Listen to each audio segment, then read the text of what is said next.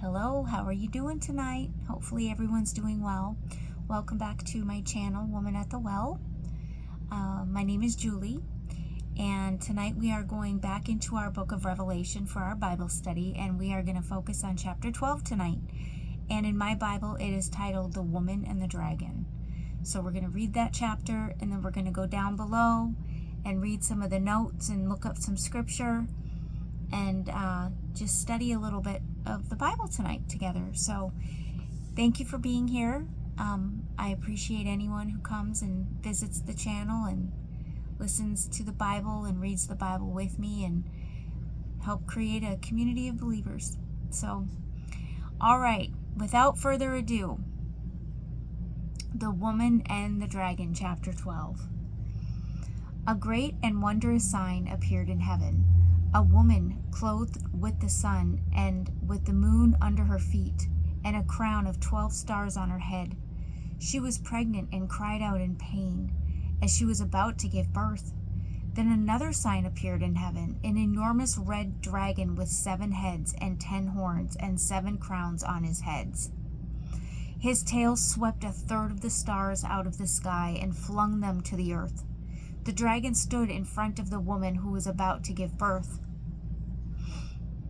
so that he might devour her child the moment it was born. She gave birth to a son, a male child, who will rule all nations with an iron scepter, and her child was snatched up to God and to his throne. The woman fled into the desert to a place prepared for her by God, where she might be taken care of for 1,260 days. And there was war in heaven. Michael and his angels fought against the dragon, and the dragon and his angels fought back. But he was not strong enough, and they lost their place in heaven. The great dragon was hurled down, that ancient serpent called the devil, or Satan, who leads the whole world astray. Sorry, I'm going to read that back. The great dragon was hurled down, that ancient serpent called the devil or Satan, who leads the whole world astray. He was hurled to the earth, and his angels with him.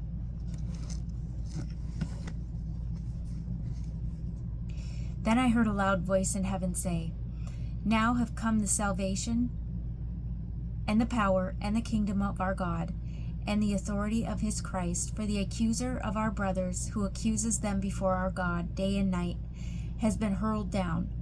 They overcame him by the blood of the Lamb, and by the word of their testimony. They did not love their lives so much as to shrink from death. Therefore rejoice, you heavens, and you who dwell in them. But woe to the earth and to the sea, because the devil has gone down to you. He is filled with fury, because he knows that his time is short." When the dragon saw that he had been hurled to the earth, he pursued the woman who had given birth to the male child. The woman was given the 2 wings of a great eagle, so that she might fly to a place prepared for her in the desert, where she would be taken care of for a time, times, and half a time, out of the serpent's reach. Then from his mouth the serpent spewed water like a river, to overtake the woman and sweep her away with the torrent. But the earth helped the woman by opening its mouth and swallowing the river that the dragon had spewed out of his mouth. Then the dragon was enraged at the woman and went off to make war against the rest of her offspring, those who obey God's commandments and hold to the testimony of Jesus. I'm sorry, I said my tone was wrong. The words were right, my tone was wrong. Then the dragon was enraged at the woman and went off to make war against the rest of her offspring, those who obey God's commandments and hold to the testimony of Jesus. And the dragon stood on the shore of the sea. Before I go any further, I've got to tell you something. And I'm not about woo-woo dreams. I had a dream and guess what's going to happen? I'm not like that. I had a dream a couple years ago. And as I was reading this, it reminded me of my dream. And I'm going to tell you about my dream really quick. I had a dream of, I guess it would be Satan. And he was in the sea. And I was on this big grassy knoll that was right next to the sea. So it was like the water and then the grassy knoll went up like that. And I was up on the hill, just looking down at the water. It was all crystally and, you know, the light reflecting. They looked like sparkling diamonds on the water. And I tell you, I can remember my dreams, and they're very vivid. And so all of a sudden, out of the sea came this big, like a Loch Ness monster, but like times 50,000, like 50 million. It was huge, but it looked like the Loch Ness monster. And I saw it, and I ran down the other side of the hill to try to hide from it. And I remember I was holding on to the side of the hill because the water met the other side of the hill too. Maybe I was on an island, I don't know. But I was hanging on to the side of the grassy hill, and I remember even looking at the moss, the wet moss that my hands were holding on to for dear life so I wouldn't go into the water. And I even remember the smell, that earthy, soily smell of the moss. And I was just hiding there, right? And all of a sudden I look up, and the big Loch Ness monster serpent, Satan, he put his head over the hill, and he looked down at me, and he looked like he was just going to devour me, like, roar. But instead, he just, like, really lightly spit on my face. And he went away. And then that was the end of my dream. I'm pretty sure. That's what I remember in my dream. But I remember the colors so vividly. I remember the maybe it was a dragon. It could have been. But that's what I dreamt. And I'll never forget that dream. It was so vivid to me. And it was like I dreamt chapter 12, part of chapter 12. Because it kind of does sound like it. Especially where we were reading about, but the earth helped the woman by opening its mouth and swallowing the river that the dragon had spewed out of its mouth. The river that he spewed out of his mouth was kind of like how he spit my face in my dream. So, yeah, I just wanted to tell you that little tidbit. But what did you think of this chapter? I thought it was interesting. As I was reading it, I was thinking about Jesus. I was thinking about how the pregnant woman gave birth to a male child. I figured that was Jesus. And how she fled.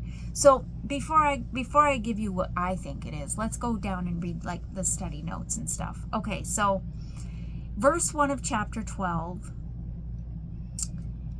the interlude of it. Okay, let's see.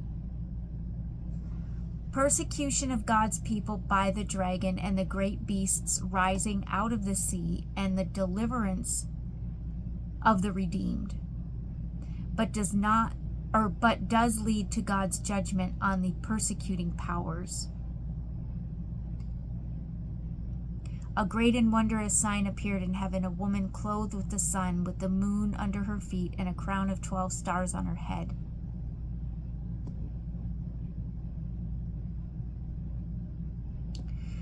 Okay, so the sign in verse 1.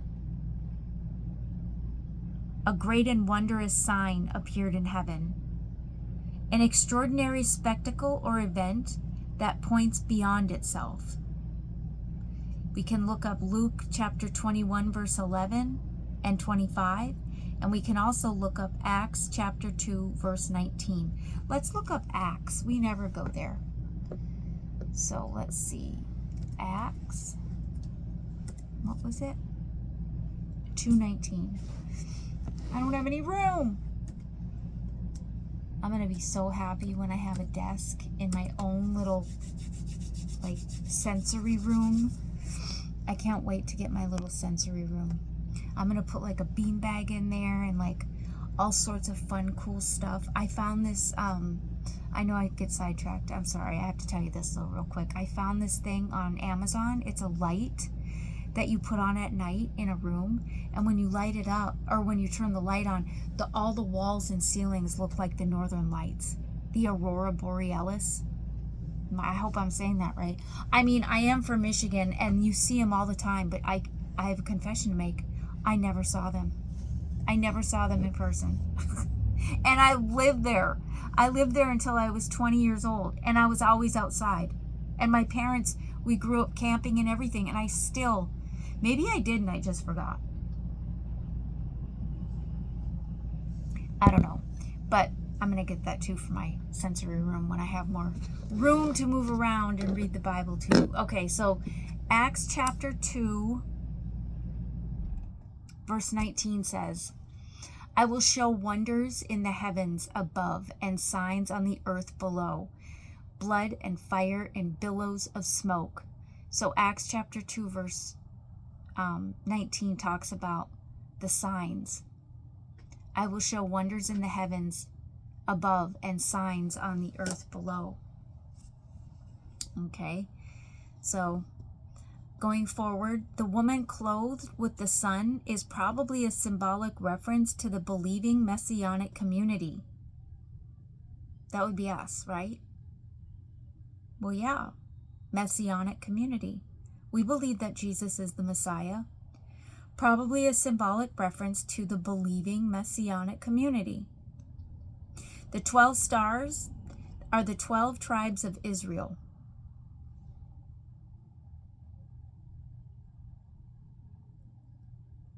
I'm trying to find where it says 12 stars. It's there. I just can't find it.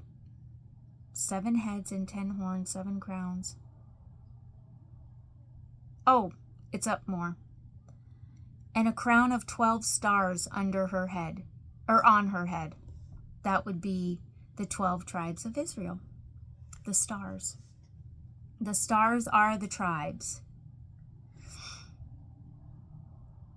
Okay. Let's see. When she cried out in pain, it's the similar language describing the rebirth of Jerusalem. And we can look up Micah chapter 4, verse 10. Let's do that real quick.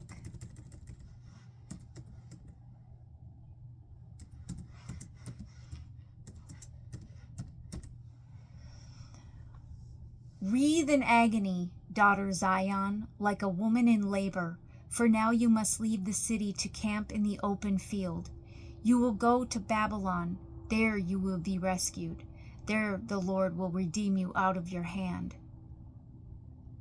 Redeem you out of the hand of your enemies. So, Micah talks about what we read in chapter 12 in Revelation.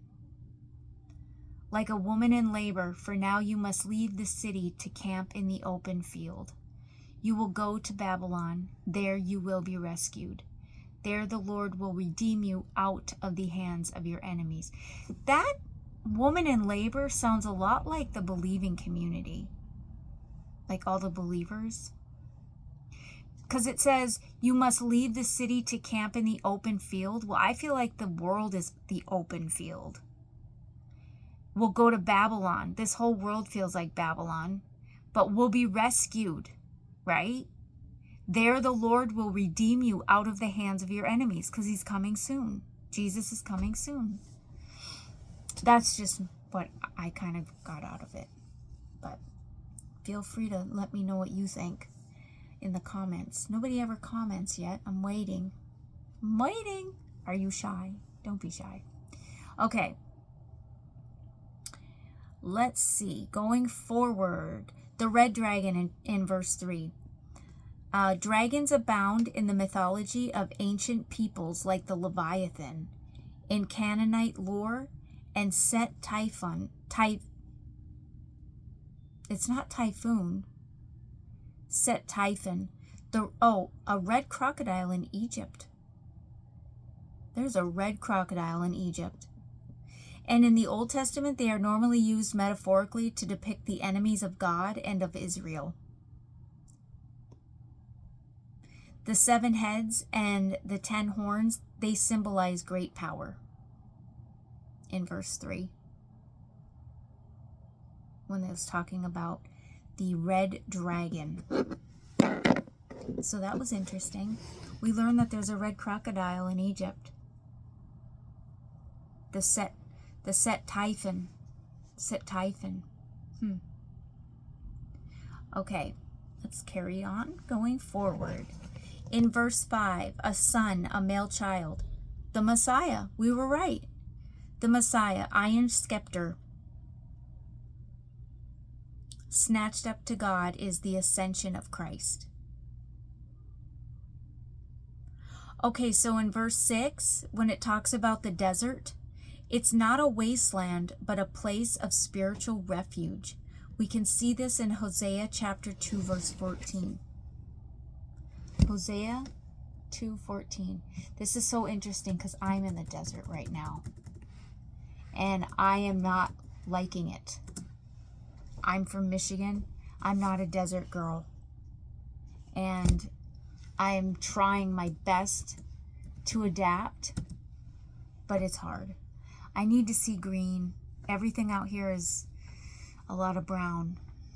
Okay, so in Hosea chapter 2:14, it says, "Therefore I am now going to allure her. I will lead her into the wilderness and speak tenderly to her."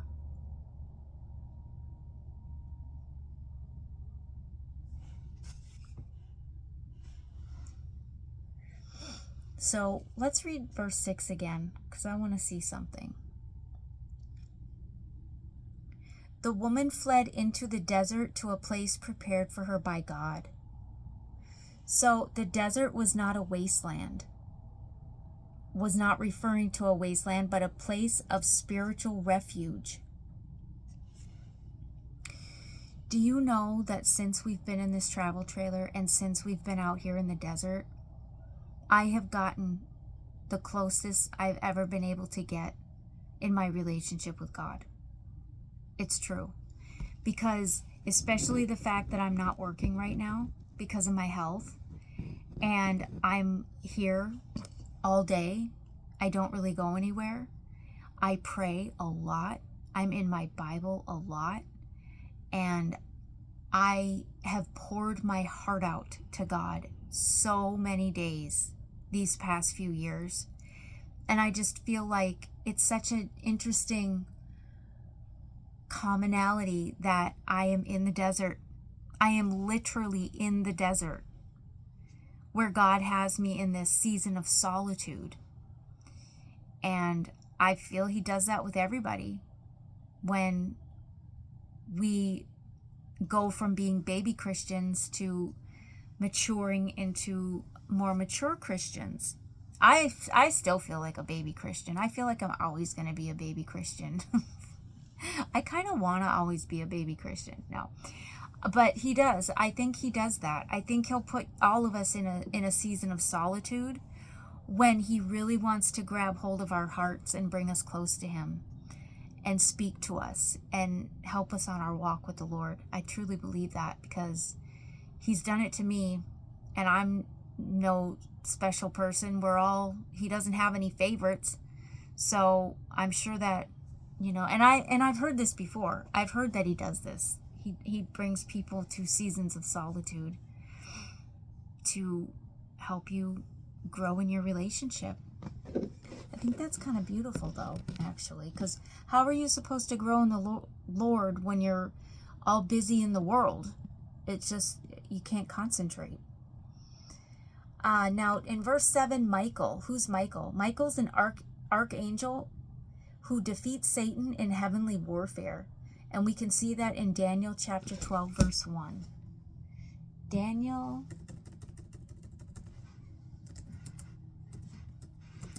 12:1. At that time, Michael, the great prince who protects your people, will arise. There will be a time of distress such as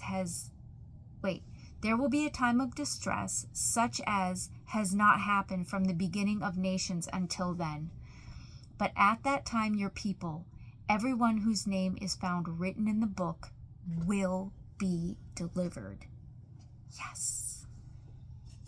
Michael, the great prince who protects your people. Go, Michael, the archangel who defeats Satan in the heavenly warfare. He is the protector of Israel, who will deliver her from tribulation in the last days.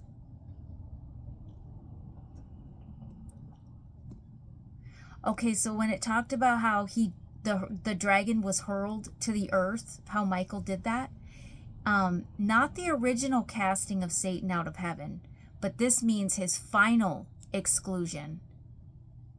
An explanation of his intense hostility against God's people in the last days.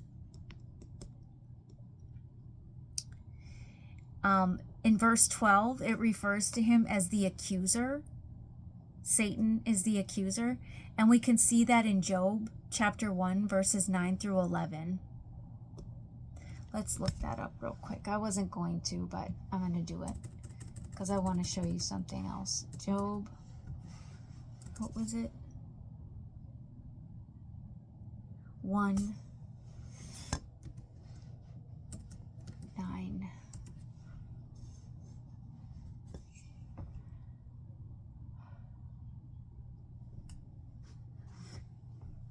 Nine through 11.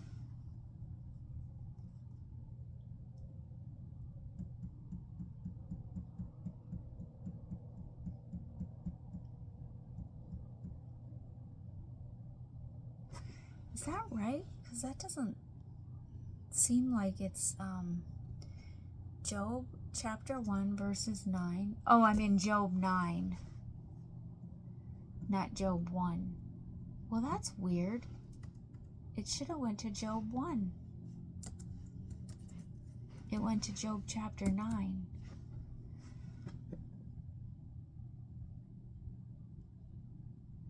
Well, in Job chapter 1 verse 9, Satan replied, "Does Job fear God for nothing?"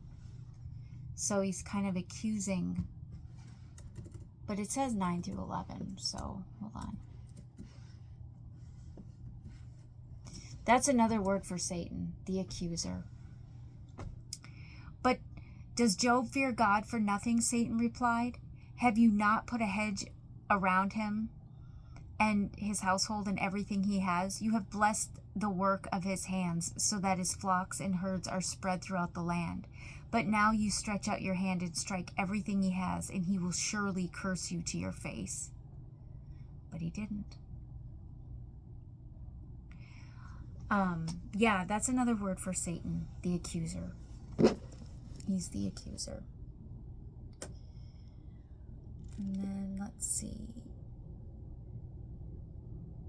And that was all I had highlighted for our notes. Verse 11, the blood of the Lamb. Verse 12, his time is short, meaning Satan. The period of final intense hostility of Satan towards the people of God.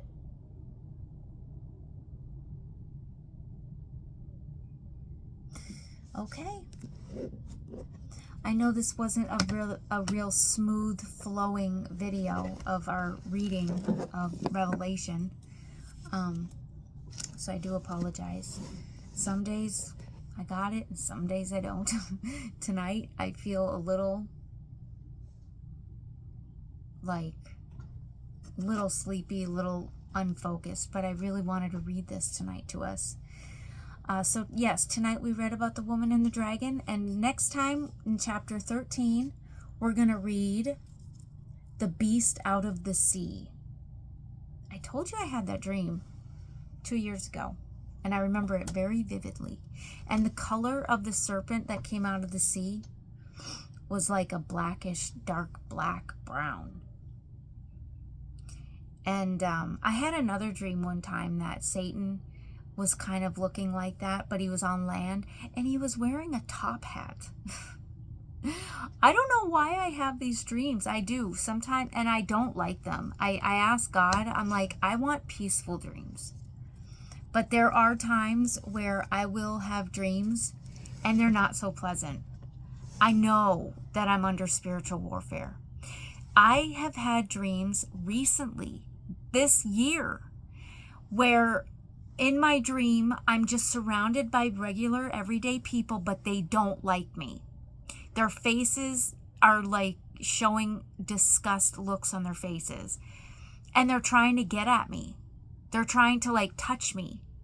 And I don't know in my dream if they're trying to hurt me, if they're trying to grab me, if they're trying to take me somewhere. I don't know. But in my dream, I say to them out loud, in the name of Jesus, may the Lord rebuke you. And it's weird because all those people, they'll kind of start backing away and then they disappear. Isn't that something? And that's no lie. No lie. In fact, when I'm saying those words in my dream, I can barely get them out. It's like I'm trembling with fear, but I do get the words out. Isn't that interesting that I know enough, even in my dream, to ask the Lord to rebuke them? In the name of the Lord, rebuke these people, or whoever they are. And they did. They fled. Well, they didn't flee. They slowly backed away.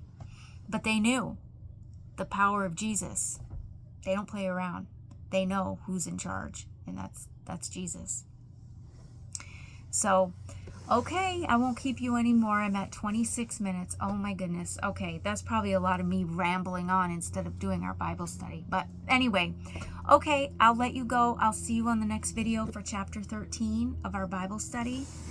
And you all have a wonderful night. God bless you. And again, thank you for visiting this channel and doing this Bible study with me. I really appreciate it. Whoever you are, I appreciate you. Thank you and God bless. See you next time.